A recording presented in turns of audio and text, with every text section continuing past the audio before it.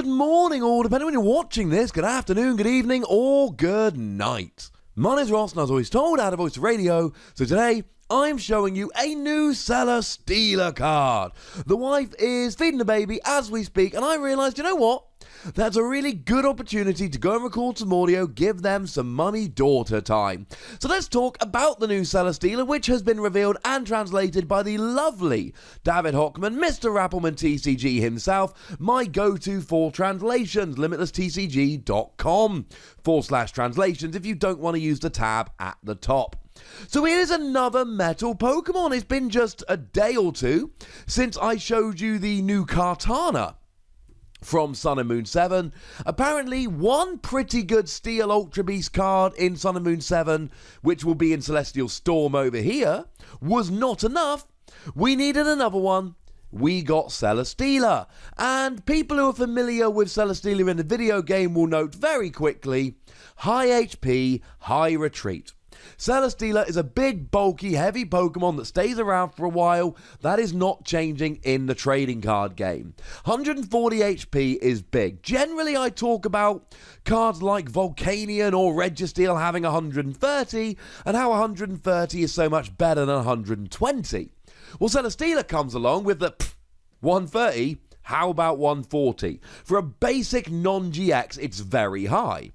Just like the retreat cost of 4. Now, you're going to have about a month where you can use Heavy Ball before the rotation, which has now been revealed. See my previous video for that. Otherwise, it's just going to be heavy and a bit rubbish.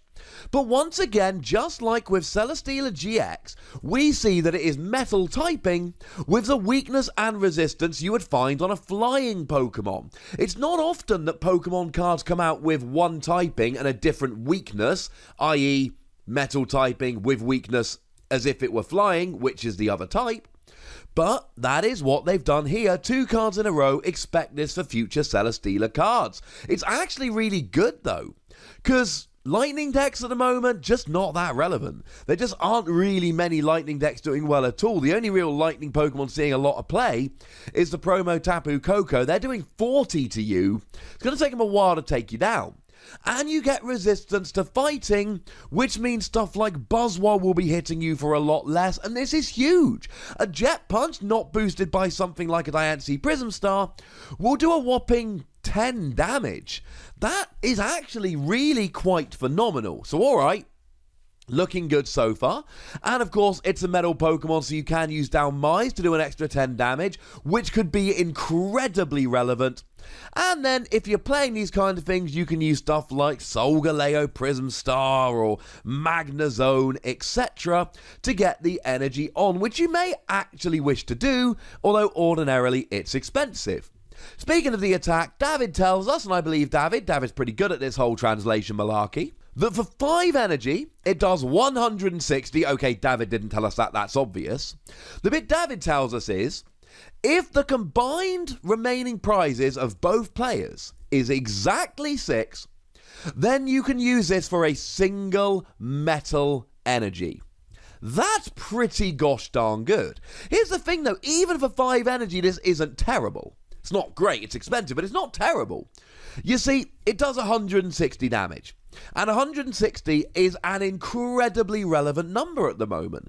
We got a whole bunch of Pokemon like the aforementioned Buzzwole, like Duskmane Necrozma, like Ultra Necrozma, like Dawn Wings Necrozma, and probably some future versions of Necrozma, which have all come out with 190 HP.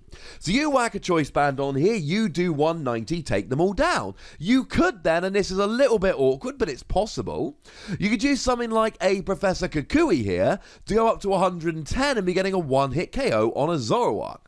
But remember how I mentioned Down Mize earlier? Well, the good news is, if you're doing 160, you add 10, then that goes up to 170, and Down Mize will add 10, and all of a sudden, Tapu Lele goes down. Now, in theory, you could add multiple Down Mize. You could just pop a choice band and 2 Down Mize and guarantee that you hit the 210. But the thing is, we need to be realistic here. We saw this with Regirock in fighting decks until Diancie Prism Star came and essentially made it obsolete.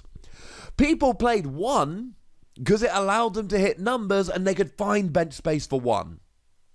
but very rarely did players play multiple, and when they did play multiple, they draw into it as a starting Pokemon, which wasn't ideal, or they'd end up in an annoying situation where they'd have multiple on their bench and it would just be rubbish. So let's be clear, Dhelmise is fun here, but try and stick to one, but then you're hitting 170 stuff like Tapu Lele. It is absolutely relevant. And then again, Choice Band with a Dhelmise will actually put you up to 200, and there's a whole bunch of Pokemon out there, like Espeon GX for instance, like Lycanroc, that are seeing a fair amount of play at the moment, which have 200 HP.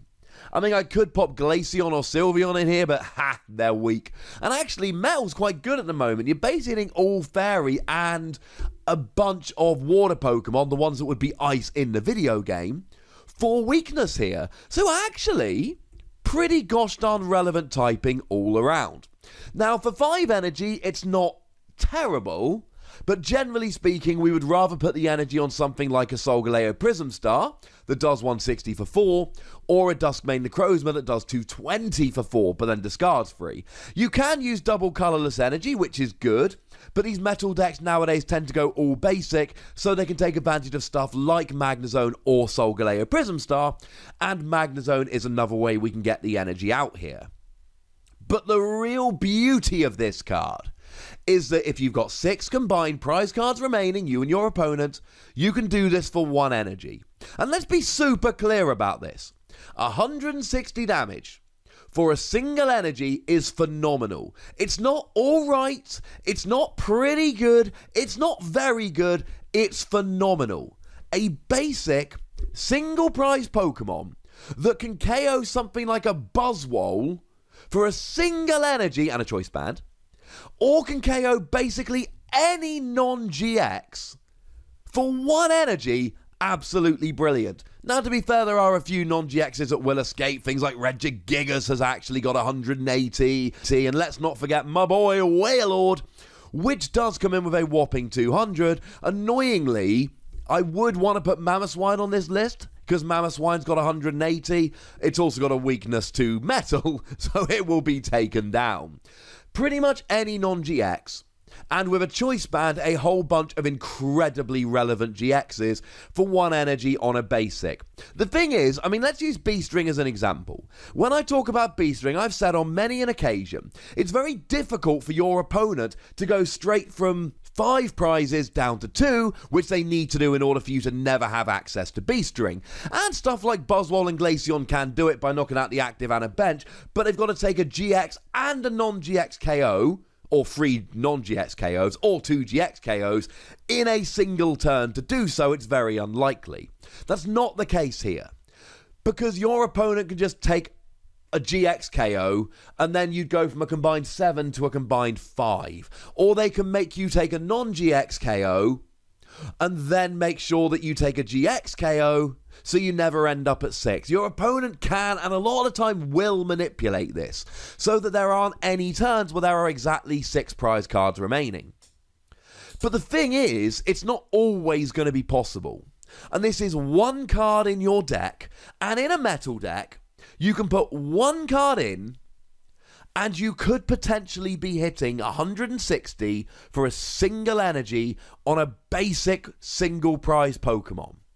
That really is great. This is the kind of thing that swings it in your favour. This is where you've got 3 prizes remaining, your opponent's got 3 prizes remaining, and then you drop a Celesteela, put 1 basic energy on, go down to 1 prize, and you've pretty much won the game. As a side note here, Naganadel will do this. And actually, Naganadel really falls into this trap, because Naganedel's GX attack puts both players to 3 prizes remaining, at which point the player who didn't use Naganadel can just whack up a Celesteela and go boom, 160. Combine it with something like a Guzma to take out a Tapu Lele, etc. They can hit 210 for Naganadel, but it's quite difficult to do, as I previously mentioned. This is not a build a deck around it kind of card. Although do remember, Solgaleo, Prism Star and Magnezone can be used to get the energy on here, though you've often get better targets. But this is it's 1 space in a metal deck, and even though you won't always be able to use it, In the games where you can use it, it will probably swing the matchup in your favour. You might even be able to leave it on the bench and force your opponent to not take a KO they would otherwise take, just so that they don't run into Celesteela, and anytime you're making your opponent do something they'd rather not do, that sounds pretty good to me. I'm giving Celesteela 4 Wassies, which I know seems very high. And the thing is, there are going to be plenty of games where this doesn't work. But if you're playing a metal deck anyway, it is 1 card in your deck. And if you get to use this 4 times in a 7-round best of 3, so 21 game tournament, you're probably going to win the games where you get to use it. That is over the top good. But the fact that you're not going to be able to use it in every game, and even when you do, it's a once per game kind of thing, 4 Wassy seems appropriate. But maybe you disagree with me. Maybe you're sitting at your computer, phone, TV, etc. at the moment going, Wassy, come on. How could you say that? Great news, there's a comment section. Go nuts, be nice. Make sure you like this video, subscribe to this channel, follow me on Twitter at the Wassy, and Twitch for some live action at twitch.tv/PTCGRadio. If you want to support the channel, get some bonus podcasts and all that malarkey, head on over to patreon.com/PTCGRadio, where you can do just that. And do make sure you check out my video game /Dragon Ball Super channel, Wassy Plays, for some more Wassy action. But by far the most important thing, as always, is to look after yourselves. Until next time, thank you very much for watching. My name's Ross, and you've been watching PTCG Radio.